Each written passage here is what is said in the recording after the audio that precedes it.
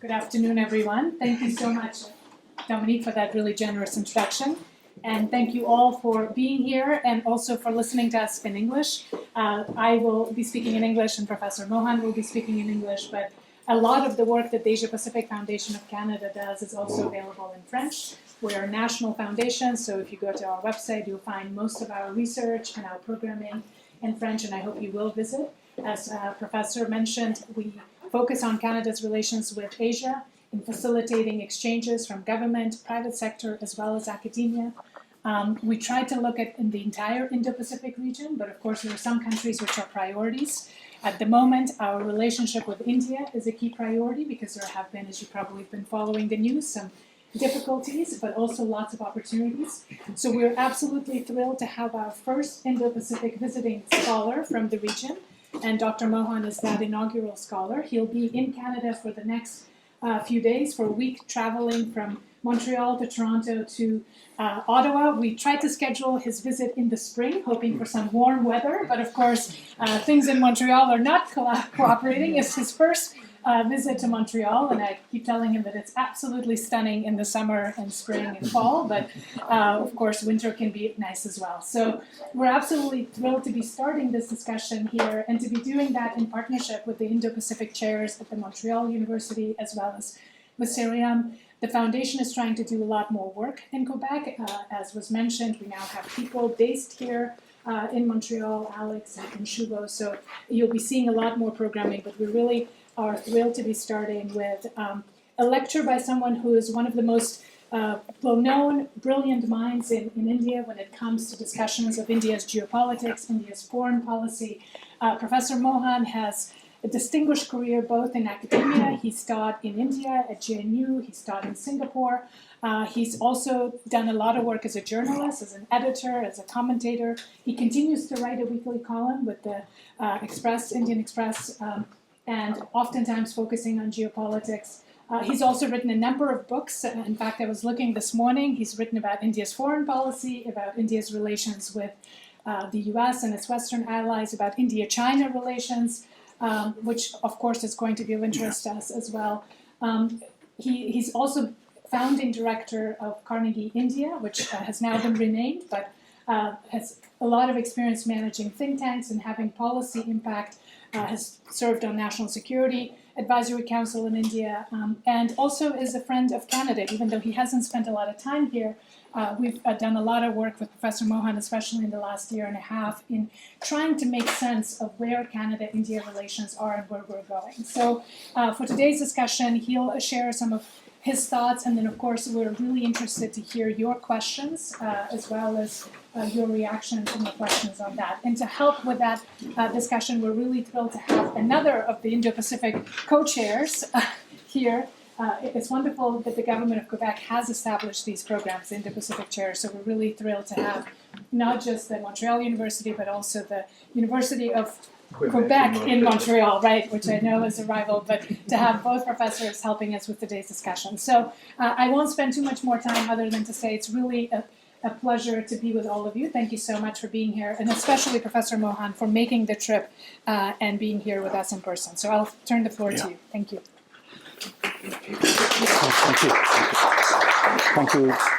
Thank you, Vina. Thank you for inviting me. So it's wonderful to be here this morning in the University of Montreal, and thank you for organizing this talk.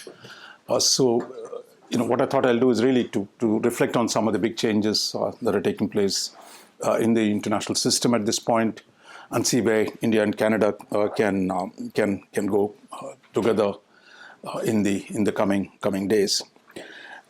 Yesterday was a wonderful day, so today was grim, but yesterday, so I had a chance to walk around the old Montreal and go all the way to the old port and see the bit of the St. Lawrence River there, and in a sense reflect on the extraordinary history of Canada, where you had these two great rivers, I mean the Hudson River, the St. Lawrence River, which were the site of actually in a quirk of a moment in history where you see dramatic globalization of a region that was really had not been part of the international system.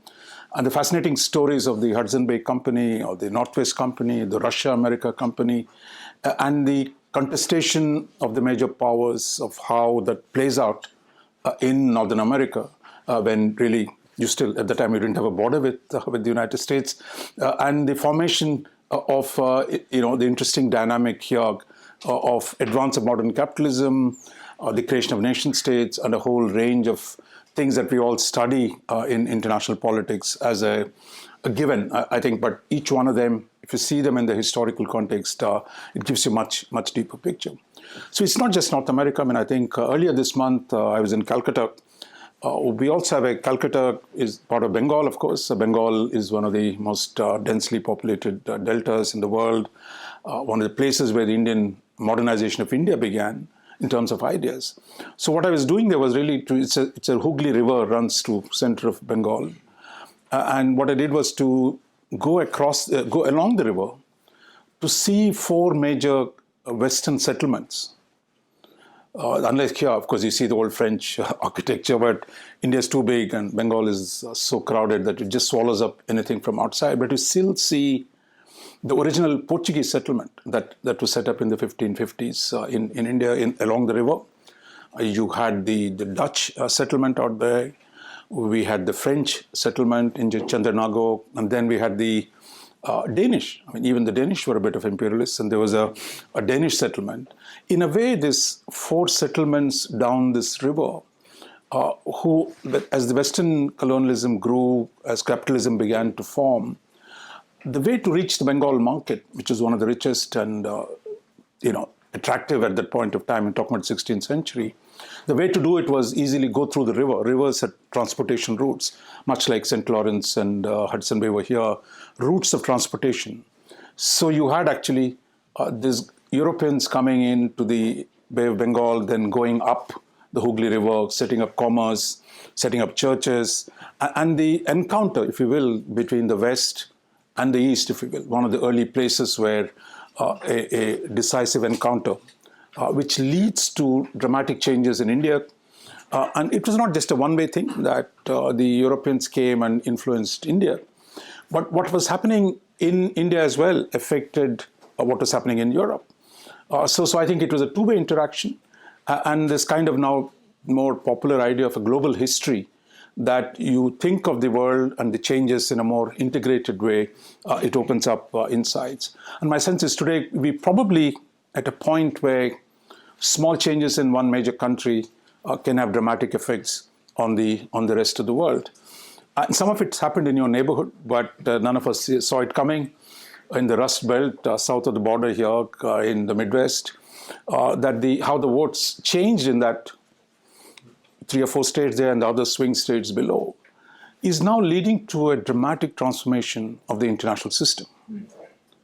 What happened in Ohio, in West Virginia, in Minnesota, all these areas where actually Michigan, where Trump won the election decisively, and that is now at the source of dramatic changes because the victory was strong enough for him now to have a mandate where big changes are taking place. So I thought I'd just look at some of these changes and what they mean for India and Canada. You'll tell me when I'm exceeding the time, so we'll just stop.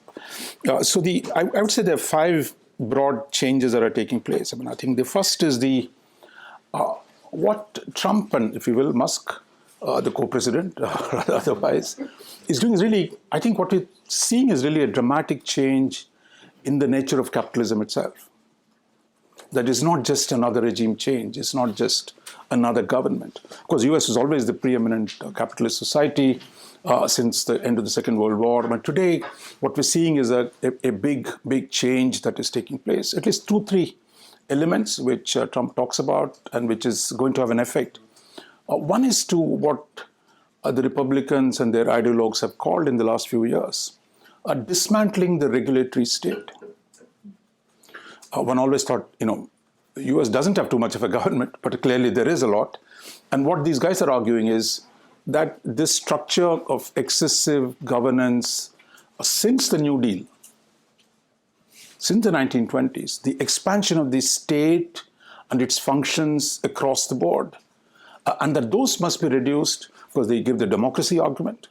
that actually a bunch of unelected bureaucrats run the world, run America, therefore to reclaim power from the regulatory state. Because deregulation also helps capitalism to take away many of the restraints on capital.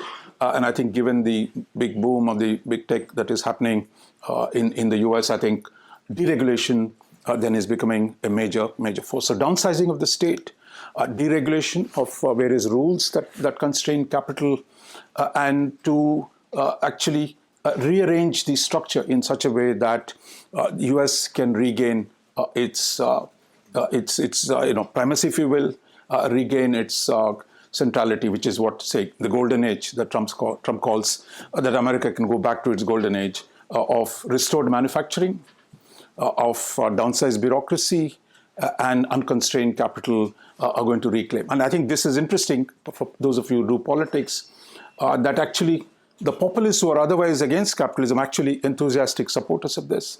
The big tech capital is also supportive of this. So I think it's a very interesting coalition that has come to support this kind of new framework for rearranging American capital.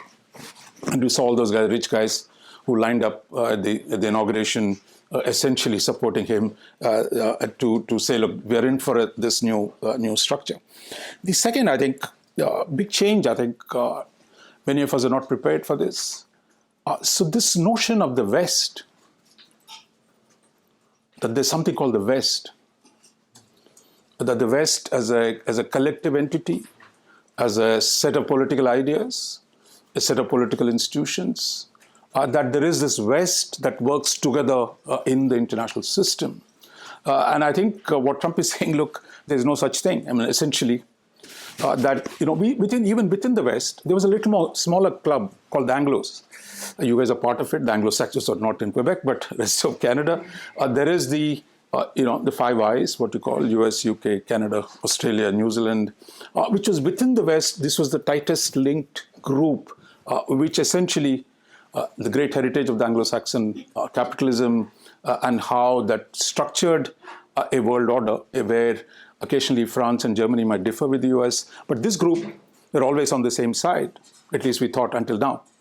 Today, right now, Trump does not much care for the Anglo-Saxon unity or even of the Western unity. The fact that he is willing to attack Canada, UK, I mean, if you see what J.D. Vance has said about Britain, so you would think Britain is the most loyal ally to the United States, but there you're actually trashing Britain, British domestic politics, of Musk meddling in British politics. So this notion that there is a collective West that has dominated the international system for so long. I mean, in the beginning, the rivalry within the West. So when I talked about the competing settlements on the Hooghly River in Bengal, these were European colonialists competing with each other. But after the war, when they had to fight communism, the idea that, look, after the Second World War, I mean, that all the Western countries who share democratic values, which are capitalist, came together and formed a cohesive bloc. The question now is that, do we have such a bloc? But Trump himself doesn't seem to much care for that idea. He's focused on making America great. Unlike the previous administration, we said, look, the Western alliance is the most important thing. Keeping Western institutions together was a great thing. But what you have instead is actually something focused on America itself, and not really worried about the rest of the West, if you will. And I think here the important thing to notice is how US has actually outpaced the rest of the West. Europe, for example, in the mid-90s, had a GDP of roughly, the Eurozone had roughly equivalent to the American GDP. Today they're only about 70%, or even probably barely 60%. Today US is reaching to close to $30 trillion GDP. Eurozone is only around 16. And at one point they were roughly equal. And today the income levels between US and Europe. So some of my American friends say, look, if we put Britain in the United States, they'll be somewhat like Louisiana or Alabama, which are some of the poorest states in the US. In a way, the prosperity, the strength of the US, the per capita GDP almost close to $90,000. is way ahead, and Europe, Germany is only about 40, Britain is around same. So you have actually the dramatic differentiation within the West that is taking place. What kind of effects it will have? I mean, part of it you see in Trump's relationship with the Russians. He wants to deal with the Chinese. So we don't know how that will play out. Some of it, at least with the Russian side, you see some of that going on. So this notion of the West, which is so central when we study our international relations, will that survive the current crisis or not? That is one of the big questions. A third issue, I think, what we're seeing change is really the idea of open markets. That borders do not matter, that capitalism should have free access, and that the vision of 1991, and which was reflected in the post-Soviet world of the WTO arrangement, that capital should move freely wherever it is possible, should produce goods at the most efficient place, and capital and labor should be able to move. That comes to the next point. But first, the idea that efficiency is what matters. And that capitalism needs efficiency, therefore it should go wherever it is possible to produce the cheapest goods and then bring it back into the market. So Trump is now questioning this notion of a free market economy. And I think that this challenge to the notion of free markets, that's where the tariff war is really about questioning the role of the free markets. Because essentially the argument which we heard in 2016 election, and today far more decisively, the notion that globalization is something that has helped everyone equally. He's essentially saying globalization does not work for the United States. It might have worked for the financial sector in New York. It might have worked for some of the rich people, but it doesn't serve the interests of the American working class. The loss of jobs for the American working class, and that unless you restore the manufacturing industry in the United States, the American working class interests are not taken care of. So therefore, the need to rearrange the global economic order. But this is the single biggest, again, we all assumed post 91, globalized capitalism was the only way to go forward. What Trump is now saying, that's not the way forward. And here is a country, the United States, that actually established this order, today is actively dismantling that order because it does not work. I mean, at one level, it's not shocking. If a system does not work for the number one power, they're going to go at it and try and change it. How far he'll go in this tariff war, but they can actually succeed in building domestic manufacturing industry, that's a different point. But at this moment, the need to rearrange the global economic order is a big change that we see unfolding in front of our eyes. The next point, the fourth point I wanted to make was really that it was not just the free movement of capital. What capitalism wanted was also a free movement of labor. That is, you outsource, like you can take a factory out of Ohio, take it to Mexico or China. They will take care of the workers who are left behind. So therefore, efficiency demanded moving a steel mill out of Youngstown in Ohio to Mexico without any reference to the people involved. So similarly, now they're saying getting people in. That is, either you outsource your work or insource labor. That is, you send work abroad if it is cheaply done in India. All of you must have heard the call centers, or if it's easily produced in China, therefore you move work outside because the labor is cheaper there. Or you bring labor inside on very limited wages, which kind of thing, this insourcing of labor. So what has happened with the Make America Great Again movement is really questioning of the open borders. Because part of it was driven by economic reasons, part of it is also so-called humanitarian reasons.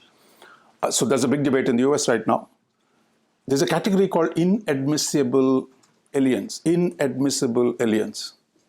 from so-called badlands, so Venezuela, Cuba, and other places. So Biden administration brought in 300,000 people of the inadmissible category into the country. Now Trump is saying we're going to send them back.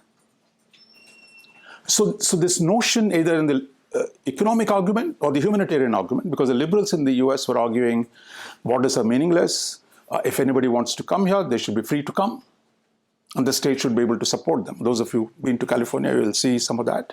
So the challenge to that argument that open borders are no longer sustainable and therefore they need to be policed, constrained, and limited so that people just can't. So underlying this argument is really the assumption that a society is not an efficiency unit. Countries are not about economic efficiency. They're also about communities. That is, they share a certain social value, a language, a religion, whatever it is. Some shared, you can be multi-ethnic and still share certain common values, and that you can't simply overrun this, either in the name of economic efficiency or in the name of humanitarian openness. So I think the backlash against both these concepts that you see today, the whole emphasis on the closing the borders. When as someone Asia, because Indians are everywhere, that this is actually a reversal of nearly 60 years of open borders. That is starting from the mid-60s or early 60s, when the Western world opened up for immigration. Initially from Europe, of course, these countries were built with European immigration, but opened up to Asian immigration, starting from the 60s. You saw a flood of Asians moving into this part of the world. And today, some of the backlash against it, you're seeing that unfold, not just here in North America, but also in Europe. This notion that anybody can come, I'm not talking about the humanitarian migration here, even economic migration, that there is actually a fundamental question. So finally, I would say there is also the fifth big change that is taking place, is the idea of liberal institutions. That all of you, for doing multilateralism, is the kind of mantra for international affairs for the last 30 years. That whether it's UN, the WTO, NATO, you name it, multiple levels at which these organizations operate. So these are the core way of organizing the world. Trump is saying, sorry, I don't buy that. That if these institutions do not serve American interests, we're going to simply walk away. So he's walked away a second time from the WHO. He's walked away from the trade negotiations in the Pacific. Originally, CPTPP, now IPF, are simply we're not interested. WTO, which is supposed to be the essential element of global trading system, is almost dead. It's not buried yet, but it's dead. Whether this will survive the current onslaught, I doubt if it will survive. And there's more focus on bilateral trade arrangements rather than a single universal, because WTO was a universalist arrangement. That is, everyone will follow the same rules, just like the GATT did in 1940s. But with GATT at least gave some room for sovereignty, for states' discretion on a range of things. In the flush of post-Soviet enthusiasm, the WTO sought to remove what little controls that were there under the GATT. And I think the backlash against it today is unfolding. And the UN, of course, has not been a great institution today. It does never really work to its full capacity. But even the functional agencies, like WHO, or a range of other institutions which do functional stuff. They're not talking about security here, but basic, whether in the health, the meteorology, a whole range of multilateral institutions. All of them today are under stress because Trump does not see the efficacy of these institutions. A second type of institutions, of course, a third type of institutions, if you will, is really the security institutions. That is NATO of the collective West. That is what we call in international politics collective defense. Arrangements to work together to deal with a particular threat. Because collective defense is separate from collective security. Collective security is what you try to do institutions like the UN, which say all for one and one for all. That we all work together to deal with global problems. Well, NATO says, look, there is a threat from Soviet Union or Russia, therefore we work together to secure ourselves. So collective defense through alliances. He's fundamentally questioning the purpose of these alliances and the value of actually America supporting Europe.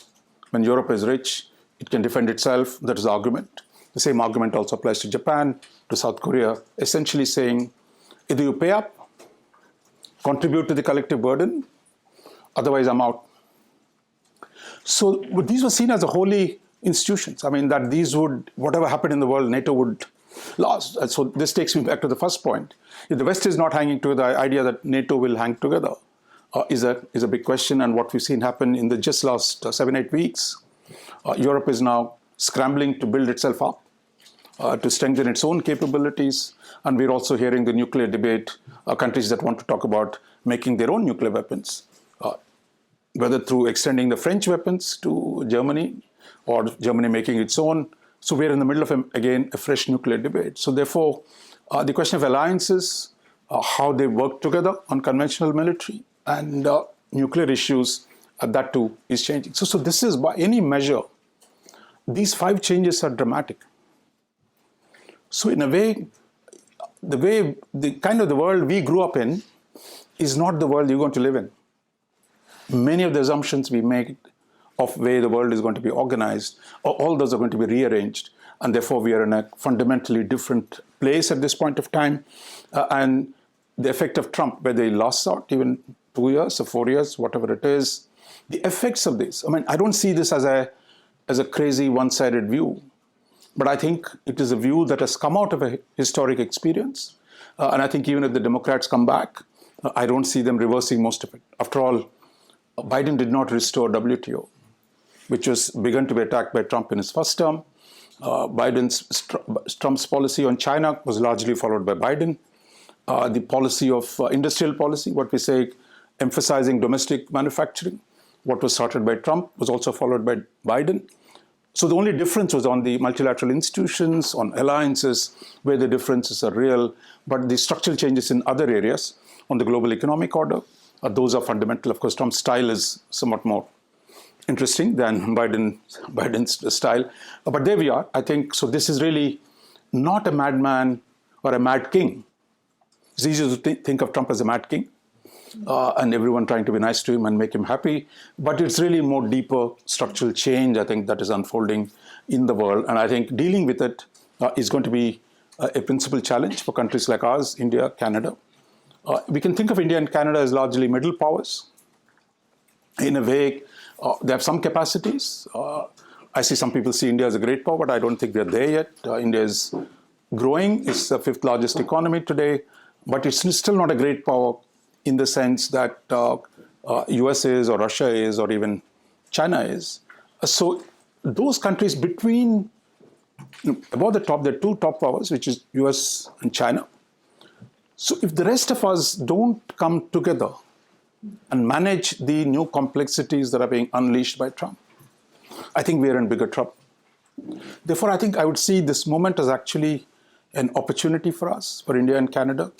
It is on 3-4 areas where we can work together. One, I think that rearranging trade relations. Canada was completely tied to the Americans, but today I see Canadians are scrambling to diversify. So does India, because India has a big trade relationship with the US. We're trying to make nice to the Americans and see whether we can get a trade deal in the next few weeks. But but the fact is, we need to trade with each other a lot more. While we all must engage the US, which you can't ignore, the number 1 economy, for you it's a neighbor, for us it's the most important trade partner, we need to kind of balance it with doing more trade cooperation with each other. That's why Canada's engagement with the EU today.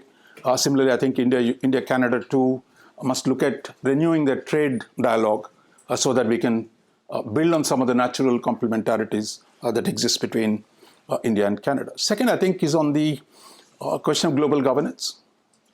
For example, on AI, the Biden administration sought to create a set of guardrails on the use of AI, to create more safety, build in more safety, to avoid misuse of the technology. So one of the first things the Trump administration has done is to dismantle those guidelines.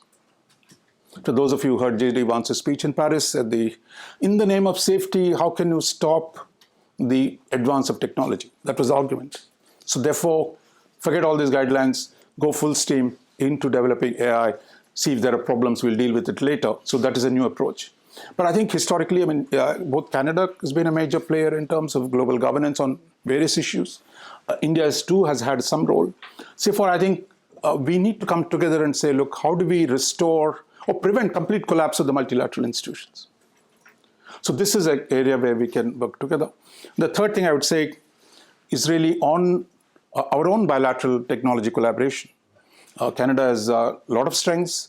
India has some. So I think the need, for example, even on AI and the space and other technologies, where we can actually see how we can work together. In fact, India's nuclear program, it goes back to original contributions from Canada. So I think we have some experience in the past, and we had some problems in the past as well. But now I think it can't just be that US and China will decide everything for the rest of the world on AI. We need to have the middle powers work together as well. And finally, I would say the question of the regional security in Asia, where Canada is a Pacific power.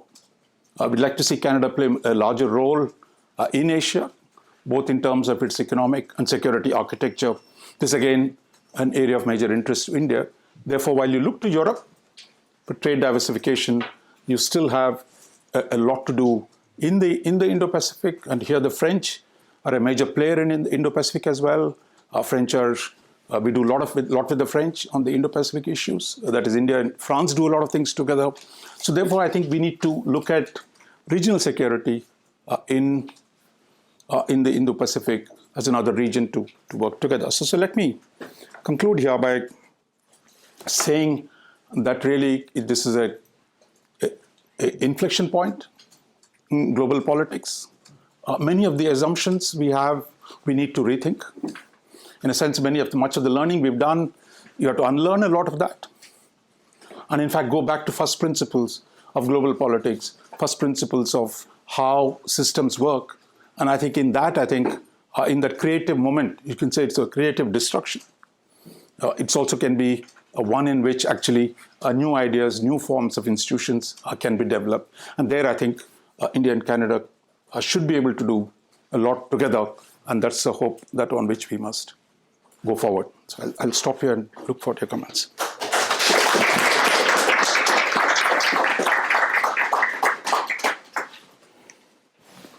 Thank you very much, Dr. Mohan.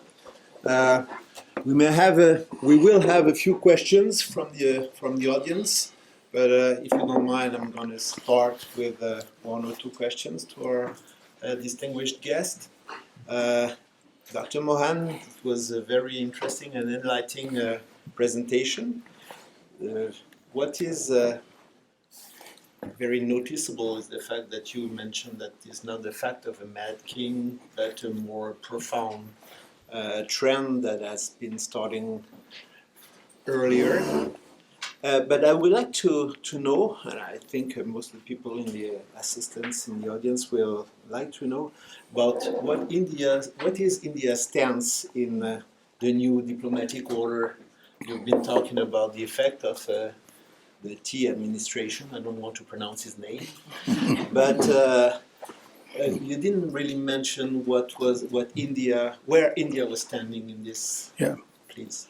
Look, I think India is a developing society, so we have a lot of stakes in making sure that what happens today, unlike Canada is a developed society, there's a lot of stability you have. So while India, as an emerging economy, as a developing country, needs to preserve its core growth path. I think sustaining its economic growth is the most important challenge for India. And there, I think India is actually eagerly negotiating with the US. So we're not just pleasing the Mad King, but also the fact that the US is a major trading partner for India. Just like for you, $200 billion of trade with the US, and therefore we need to make sure that this relationship does not tank. So we don't know what happens on April 2nd, whether there'll be reciprocal tariffs or not. But I think right now, India is trying to negotiate a new trade arrangement. Of course, India's reputation as a trade partner is not great. We have never been friendly on trade because India is a pretty closed economy even now, 30 years after reforms began. So therefore, I think there's a lot of room. My sense is Delhi is finally looking at making some internal reforms so that we not only manage the relationship with the US, but also with Europe. Europe is a major trading partner for us, with UK, which is another major trading partner. So in a way, what India is doing is, for the last 30 years, the focus was on getting trade deals with China and Asian countries. Today, I think we realize we have a massive trade deficit with China. So therefore, the need to build relationships with the Western economies, of what remains of the Western world, shall we say, essentially US, Europe, UK, the Anglo-Saxon world, which are natural partners, and that there is more complementarity between the Indian economy and these economies. Therefore, try and revive the trade talks with Europe. We've started that. UK trade talks are in an advanced stage. Australia, we already have a FTA of kind. We've also just started negotiations with the New Zealanders. So therefore, on the trade side, make sure that this current crisis also becomes an opportunity for India. The second, I think, on immigration is a big issue for India. I mean, India, I don't see many Indians here, but they're everywhere in Canada. But you see, the fact that over the last 60 years, the size of the Indian diaspora has dramatically grown. We have almost about 35 million Indians living abroad, most of them in English-speaking world, or the Western world, if you will, and some in the Gulf. But essentially, this large diaspora is today, what do we do with it? I mean, so here I think the government took a policy decision that we will help the US and our other partners in limiting illegal immigration. In return, actually work to facilitate, say, productive immigration or movement of talent across labor. So to put it simply, how does you limit bad immigration and how do you promote good immigration? Because all said and done, the West, the Western countries, the developed countries still need a technical talent. India will still remain the major source of this talent. And thus even in Europe, there are Germany, for example, where immigration is a toxic issue, but Germany is taking a lot of Indian computer scientists to do things in Germany. So I think what India is trying to do is to develop a new framework in which you curb illegal immigration, take back, it's like we just taken 3 flights back. So those who are found to be illegal, take them back, but actually work out arrangements in order to promote cross-border mobility of technical talent. A third, I think on the technology side, India is eager to work with partners on AI, AI regulation, etc. On climate change, we didn't talk about in the main lecture that India is, while Trump might have abandoned climate change, but India is still committed to climate change. So again, that could be an area where India can work with its partners in the West. Thank you so much.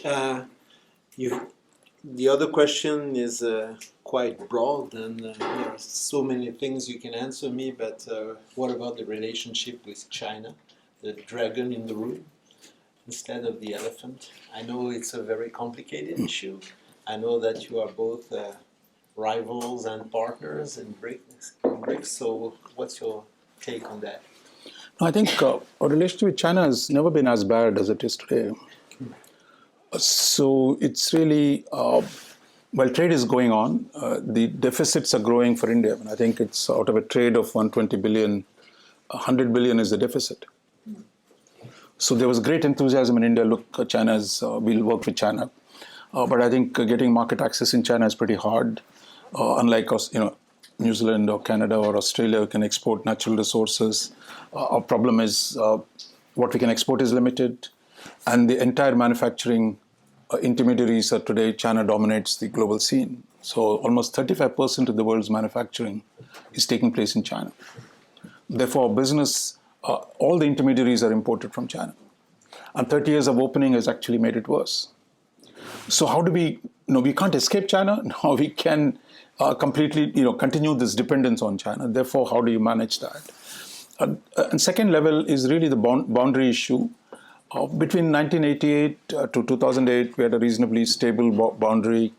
When Deng Xiaoping came, the whole idea of have peace in the neighborhood. But Xi Jinping has seen dramatic assertion of Chinese assertiveness on the boundary issues, whether it's vis-a-vis Philippines in South China Sea, Japan in the East China Sea, or India in the Himalayas. There is an assertion. So that we've had a series of military crises in 2013, 2014, 2017, 2020. So that issue, we're trying to sort it out, but that's still a problem in the boundary. We have almost a 4,000-kilometer border, which is militarized, which is in a state of high tension. The third, I think, we're also neighbors, as we said, step on each other's toes. I mean, a way Chinese presence in South Asia with India's neighbors has dramatically grown. India also does not as much on China's neighborhood. In Southeast Asia, etc. And then on the global level, the India's aspiration to be a member of, say, UN Security Council. But China thinks, look, there's no room for another Asian country in the Security Council. They firmly oppose Japan and India's, membership of the UNSC, permanent membership. So at the multilateral level, too, India's aspirations to larger role and China's domination of the existing institutions, there is a clash. So I think sorting these out, even with the best of political intentions, was going to be a problem. But I think under Xi Jinping, things have gotten worse. Whether this will change in the coming years, there's some optimism in the last few weeks, but that's something got to watch. But structurally, the contradictions between India and China are really deep today. Thanks so much. Now, if anybody has questions. I have a question, and is in such an unstable era and world, is the Indian model of diplomacy the best one, and to what extent other countries in the region, in Asia specifically, can adapt this model? Yeah, I think I'm a bit wary of models. That I don't think each country's location situation is fundamentally different. Therefore, to claim there is a single model, I think it's always a problematic. That we talked about in the 1960s Chinese model of revolution or the Russian model of development. But I think country specificities make it hard. And I think for India, for example, that the size of the nature of a border with China demands both engagement as well as deterrence. So, say we are not like Canada, say 10,000 miles away from China, but we have a neighbor that you can't provoke them into a conflict, but at the same time you can't let them simply do what they do on the border. Similarly, our relationship with Russia, because of China-Russia thing, I mean, there is a historically India had maintained a good relationship with Russia, is trying to maintain that. That again does not apply to a whole lot of countries. It's on how India's engagement with the global South. There, I think there could be some similarities between India and other countries where we can work together. For example, Canada has always been a development partner of repute across the world. So whether there are areas where we can work together, but I think India is not claiming to be a model, and I think even if India says it, don't buy it. Some people say, look, there's a Chinese model. I mean, I wouldn't buy that because all this is a specific context and circumstance in which they come. Thank you. You mentioned the recent allies when you talk about, for example, the Five Eyes. You questioned the notion of blocks. Does it still exist? For example, US trying to exit Canada out of the Five Eyes. When we see the way the American act and the international stage right now, as a specialist, is there any logical on how President Trump acts? Or some people, for example, talk about J.D. Vance as a thinking head of the MAGA movement. Can we say today, Mr. Trump, can we explain what he's trying to achieve? Is it in terms of ideological orientation, or is it the new international system, or is it just various decisions depending on the mood of the president day by day? I think what you can see is, I think too much generalization can be problematic. But the reality is, you can identify, as I identified, 4 or 5 broad themes of what is changing in the US. Those, I think, are quite clear in terms of the debates that have taken place over the not just last year, starting from 2016. You can see that the nature of changes on global trade or international institutions or on immigration. So those trends are real. The second thing, I think, it's not enough to denounce Trump is idiot or Trump is mad, or that for the rest of the world, you have to deal with what the number one power does as effects. So as a university, I can sit and denounce the US. But as if I'm a decision maker sitting in the government, I have to deal with the consequences, right? Particularly if you're a developing country, you have a huge set of stakes in the international system. So denouncing, we can have a debate in the university, in the think tanks, etc. But governments have to deal with the most powerful nations, take policies that are fundamentally, radically different from what they were doing before, we have to deal with the consequences. And those there, you don't have a choice. Whether it was on the question is how quickly are you capable of adapting to the new realities? Because if it is a case that look, the WTO is not a place where you're going to go solve your trade problems, you start negotiating bilaterally. Immigration is a real issue. I can say that look, I have a right to enter the US. In India, I think a lot of engineers, everybody thinks they have to get to Canada, US, UK, Australia, wherever it is. But if the politics of immigration has changed in the developed world, so you have to deal with that. So I think I would say I'm being simply pragmatic here. But I think in terms of analytical side, what's happening in the US is deep.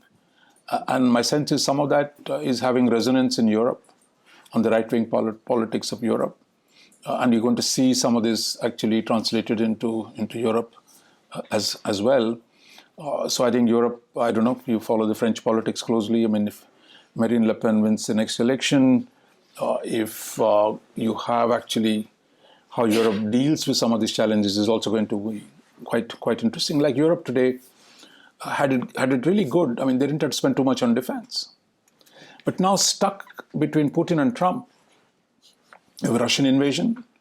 Now suddenly after 3 years of saying, look, we'll take whatever it takes to liberate Ukraine, now he says, look, the American negotiators are repeating the Russian talking points. So if you're a European, you'll say, look, I've depended on the US for so long. Now US is making deals with my biggest enemy. And therefore, what do I do? So I think Europe is whether they'll get their act together is a different story. But Europe has to deal with the new situation. Similarly, some in Asia. And if you're in Taiwan, where until now the US was saying, last Biden administration said we will defend Taiwan against the Chinese aggression potentially. But Trump is saying, I don't know if you've seen his statement, Taiwan is here, China is this, and US is here. So China attacks Taiwan. Can I really defend it? So I think if you're sitting in Taiwan, if you're sitting in South Korea, if you're sitting in Japan, who are allies of the United States, the US is not a reliable partner. Or if the US decides to cut a deal with China, what do we do? So I think all of us are grappling with new questions, just as you're grappling with interesting questions, I know you don't want to be 51st state, but here's a president who doesn't give up on that idea. So therefore, I think everyone is scrambling to work with this to the best of our ability. So that's why, but as students of international politics, we should also be able to sit apart and say, look, what are the long-term trends here? Some trends are clear. The globalization of the kind that we saw is not going to happen. Alliances are going to be looser. Multilateral institutions are going to be weaker. So within that, we have to see how we can secure our own interests in the current churn. Lisa? Thank you, Professor, for your lecture. I have a question about more the regionalization on Eurasian space. Eurasian, is it? Yes. Since I'm doing my PhD in political geography and about the corridor, north-south corridor between Russia, India, and Iran. So, and it's becoming like more and more, growing and popular and becoming kind of a competition between Suez Canal, the corridor, and the Chinese Belt and Road Initiative. And I read your interview back 2019 to Valdai Club, and you predicted a lot of stuff. So it's really interesting. I found a lot of insights there.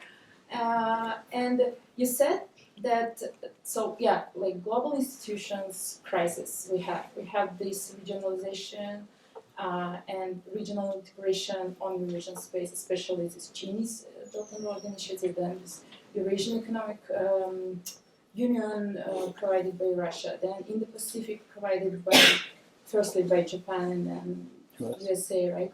So I was wondering, what do you think about how India can balance between all of these big formats, the corridor with Russia and Iran, then this at the same time they are taking for 10 years this Chabahar port in Iran for transportation, right? So, and then this balance with the US becoming closed a bit, right? So how in the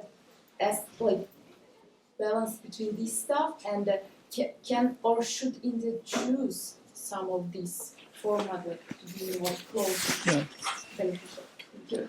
It's a wonderful topic you're working on. Eurasia as a category today, really with the rise of China, has dramatically altered how we think of, because until now, the assumption Europe and Asia are two different things. It was like Europe was the imperial, Asia was the victim, to one where you see today North Korean troops in the heart of a European war.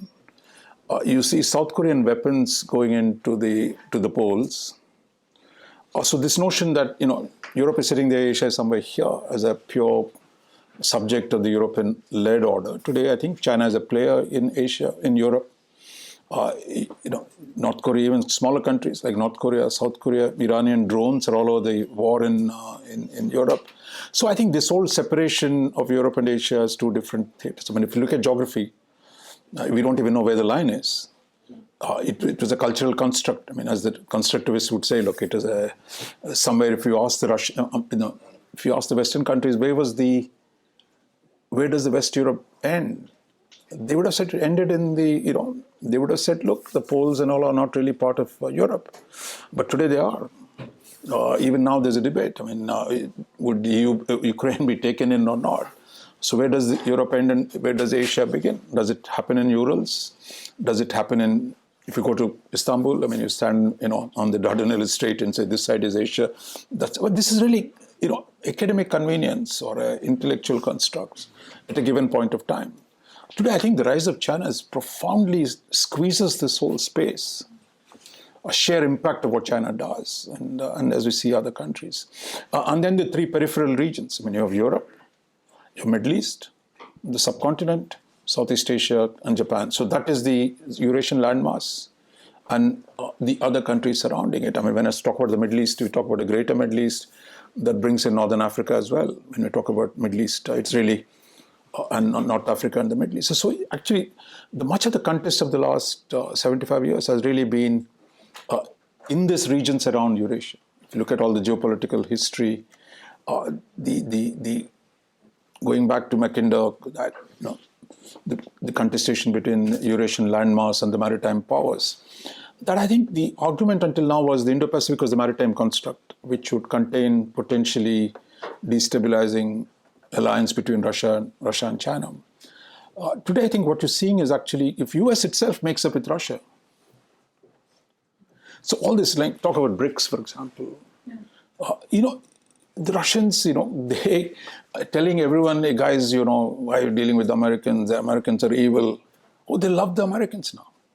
Read the Russian press now. But nothing like sitting with the Americans and managing the world, right?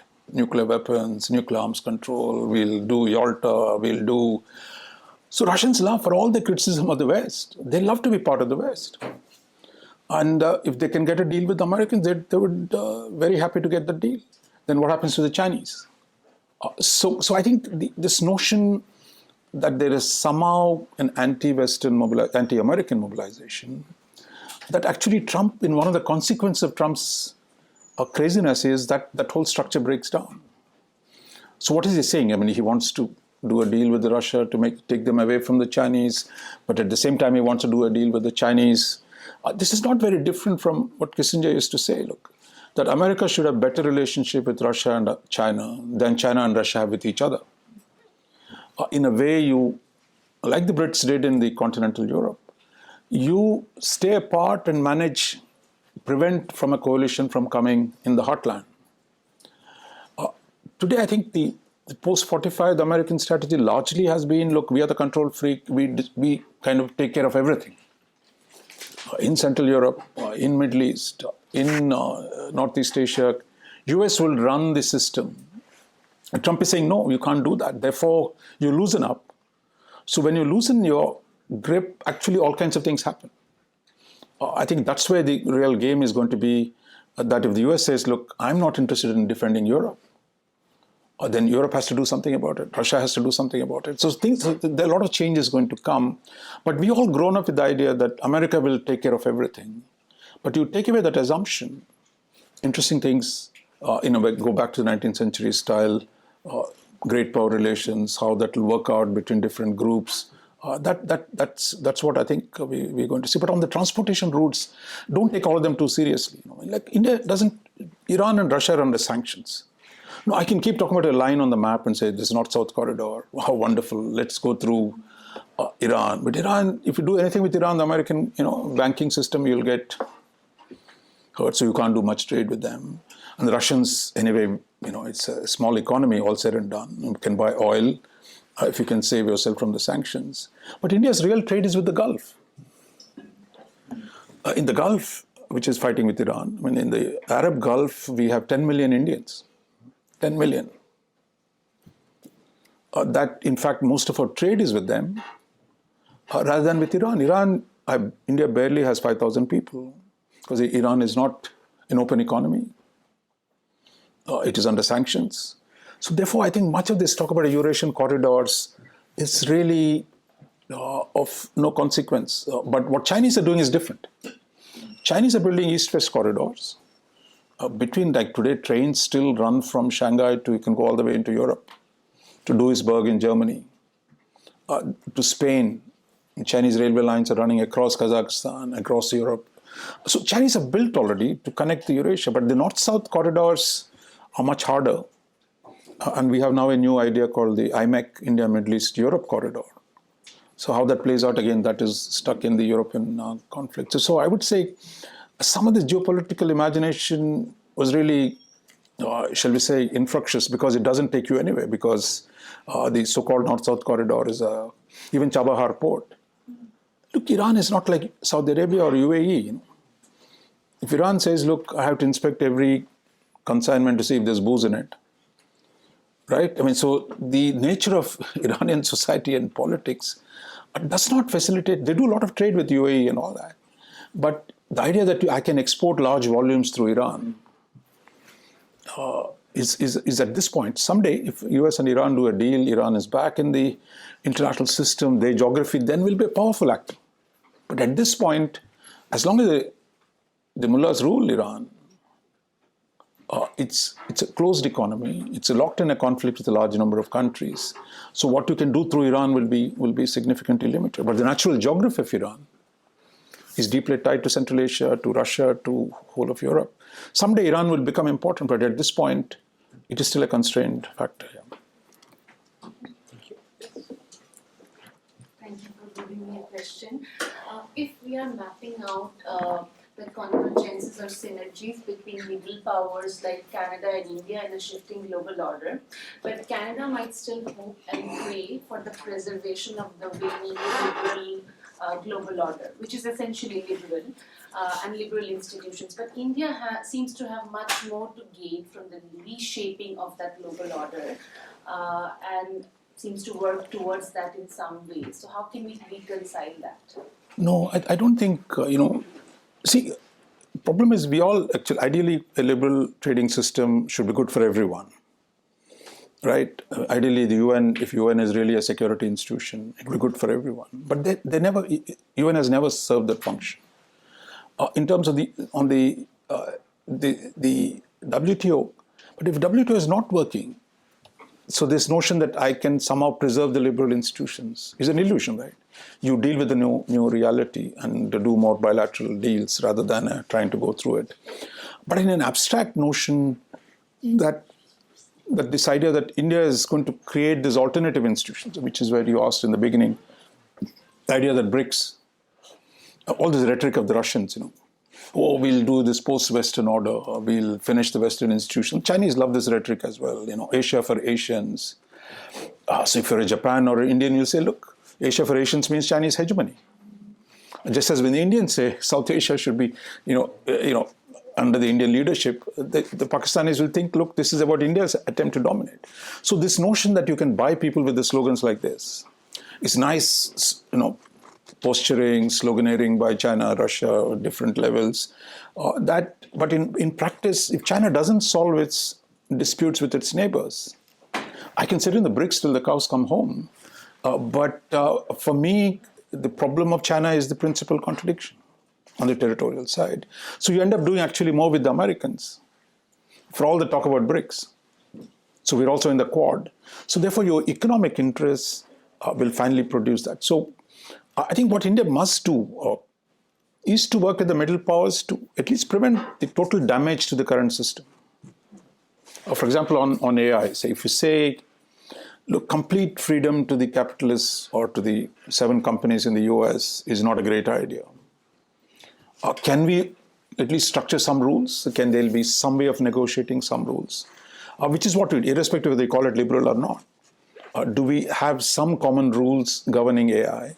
Now, Europe, which had passed a lot of rules, is now backing off because Americans are threatening sanctions if they hit at Google or any of these companies. So I think the question then, it also, in practice, it becomes dealing with American power. So in the end, while we talk about a multipolar world, actually, America's power has remained the same. They're still at 26% of the global GDP. You have China, which has risen, which is at, say, 18 trillion or something, $19 trillion today. So there are a lot of other actors, like Brazil is an actor, India is an actor, Indonesia is an actor. So they have to operate within the system. So the old order that was created in 45 is not working. Therefore, what kind of a framework will emerge out of this? But I think in universities or academia, it's easy to frame it as liberal versus non-liberal. But the question is, was the 45 order very liberal? It's not so clear. All the claims of liberal international order, for example, of course they say, look, neither liberal nor international nor order, like the Holy Roman Empire, which is neither holy nor Roman nor empire. So this notion that, for example, if you say there was a liberal order, see, if I'm coming from a developing countries in Asia, so the liberal order of post-1945 was also the most bloodiest in the colonies, right? Where people are fighting for their independence, people are in Africa, Asia, Latin America. It was a period of violent struggles to retain their autonomy. So this notion, as long as if a Eurocentric view, oh yeah, there was peace and we all had a wonderful time. But the rest of the world did not. When you had interventions by the major powers, the Russian intervention in Afghanistan, in Cambodia there was a genocide, in Bangladesh there was a genocide. So this notion that there was this happy liberal order is a mythology that suits the liberal, Western, Eurocentric worldview, but it is not the truth of the reality.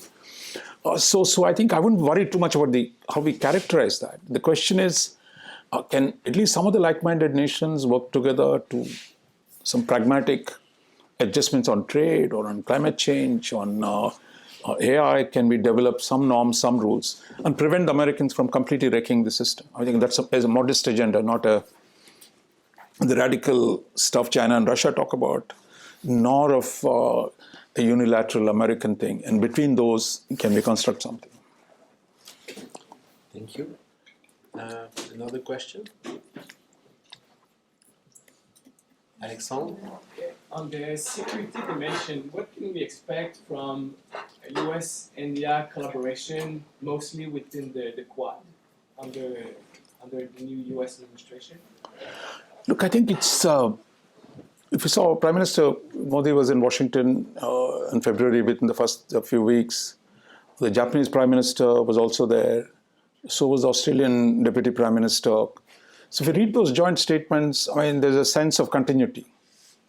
He was saying, look, we'll largely continue what Biden has done in terms of, regional security cooperation, technology cooperation. But I think what is different now, while Trump in the meantime says, I want to cut a deal with Xi Jinping. I want to, at least for India, is not an ally. So India is not totally dependent on the Americans, but the Japanese are. The Australians are. So for them, a big change in the Trump's policy towards China will have effects. But on the formal level, they still seem to say the same thing. But what Xi Jinping is saying, look, all this is fine, but I might change my mind. So that's why the tension is between the bureaucratic, formal level, seemingly continuity. But Trump is suggesting a possible discontinuity. And I think that's where the tension is. So the challenge for Asian countries is the Quad members is to make sure that the disruption does not come. But then you are not in control of the variable within the US. And second thing that's happened is the US, for now, trade is the principal question. Everything else comes secondary to it. Like for India, it's basically saying, if you don't give me a trade deal, I won't come for the Quad meeting.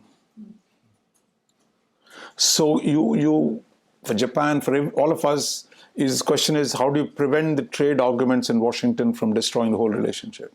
It's somewhat similar for you as well. So I think that is the primary question. The immigration issue, at least within the Quad, is manageable.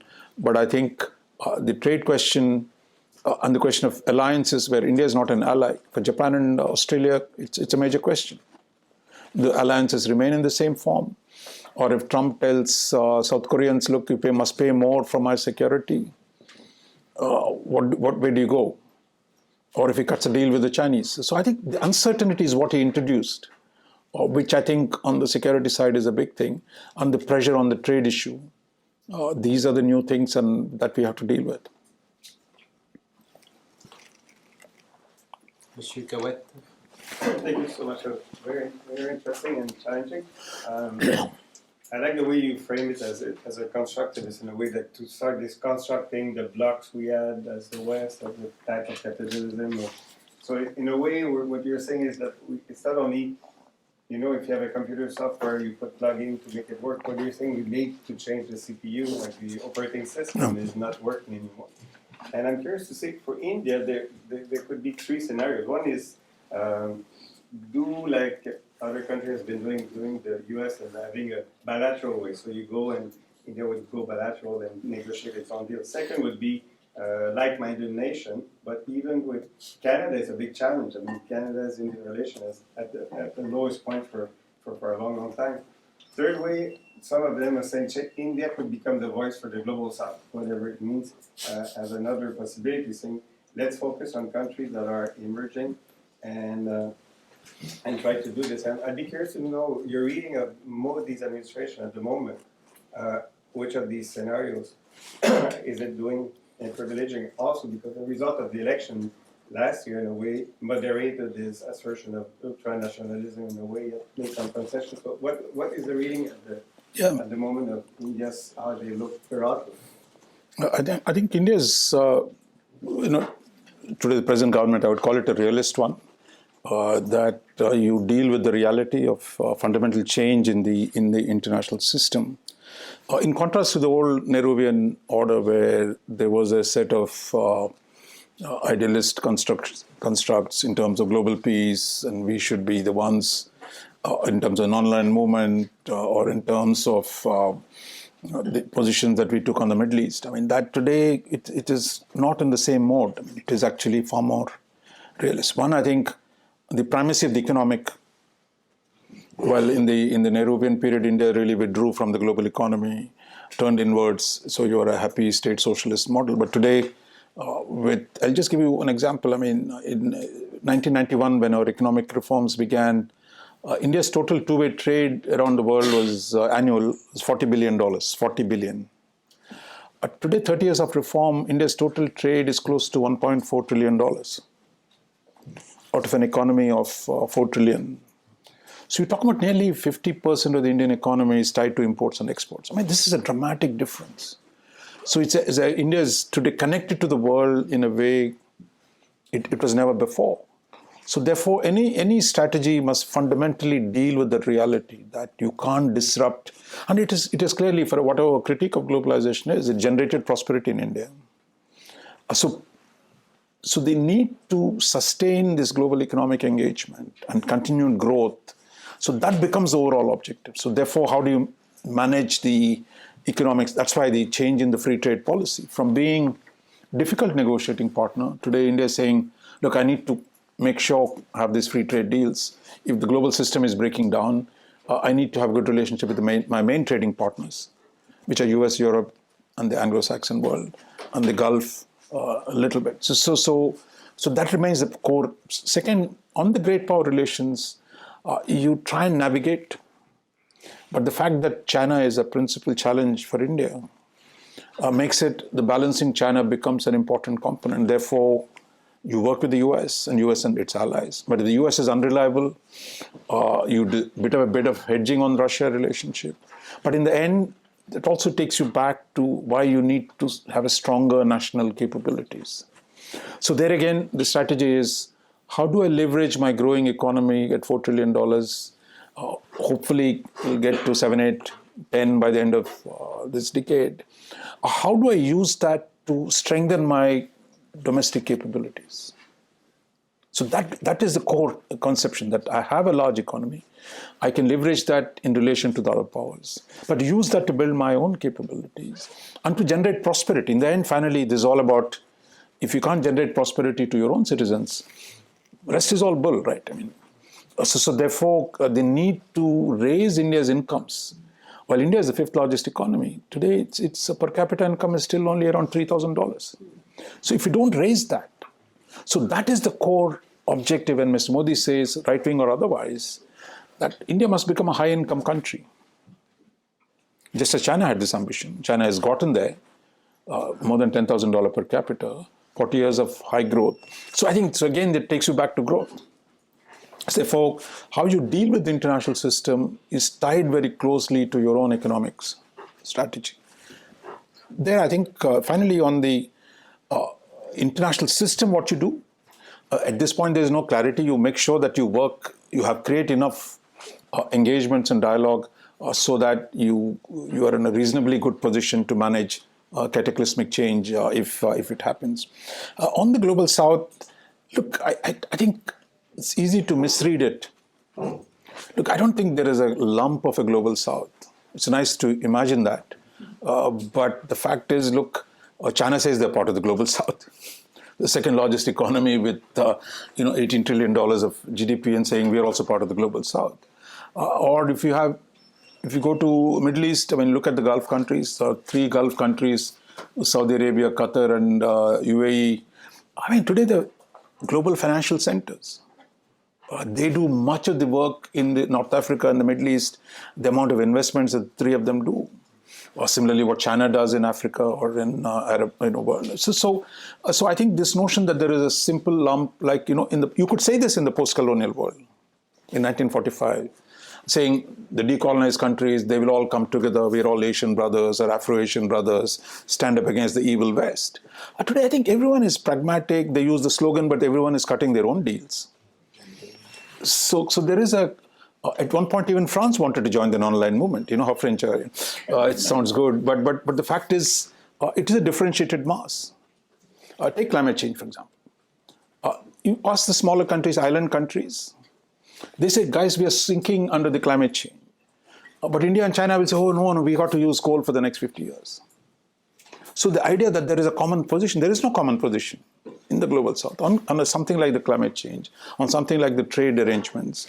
So I think it's very differentiated. And second, as a pragmatist, I would say, look, I mean, Global South is not looking for a shepherd to lead them to the heaven or to redemption. And everyone is quite capable. They're making their own deals. And if you're a country, if you have lithium, you can bargain. If you're cobalt, you can bargain. The question is, therefore, this notion that we will do collective bargaining. That is an idea that sounds interesting, but it never worked. In any case, to be extra. It's not cynical, but look, none of the supranational solidarity organizations has worked. Take the Arab League. Take the Organization of Islamic Countries. Take Pan-Asian conferences. Take the non-aligned movement. Every one of them has failed. So this notion that somehow you can construct a single supranational, now what the new fashion is no longer Global South, they call it what? Global majority. So the universities love this, the leftists love this, the rightists fear it. But the fact is that you can't construct the supranational, because in the end what we know is nationalism is a powerful force. Even Canada can be nationalist, as we discovered today. So I think that's what will prevail, rather than it's useful political propaganda you can do around that. But the reality is there is differentiation. Large countries will negotiate, and I think all these countries of the so-called Global South, they've all matured. They have logic of their own. They know how to bargain. They strengthen themselves rather than banding into one little trade union and wave the flag. That world is gone. Thank you. We have time for one last question.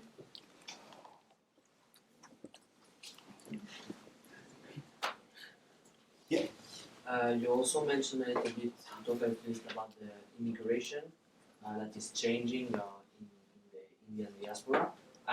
My question is the immigration changing because the condition in the West is becoming increasingly more difficult, life cost is getting higher in the UK, here in Canada, or is it also because in India, well, there is more development, or a little bit of both? No, I think. Look, it is actually, governments have to deal with change in policy. Right? I mean, the rest of the world, in the 1960s, when there was dramatic expansion of migration, particularly for talented, there are three waves of migration from India, if you say. One is the historic British Empire, where actually dates back to the end of slavery, when slavery was abolished. Then they found a solution to it. I mean, if you read Slavery Abolition as a great achievement, what they did was they started the indentured labor. It's another form of slavery. It is not called as such. And one of the great triumphs of British liberalism was the end of slavery. But it was accompanied by the invention of indentured labor, and most of it came from India. That's why you have Indians in Fiji, in Mauritius, in Suriname, across the world. Wherever sugar was grown, I mean, you moved the Indian labor across to cultivate sugar.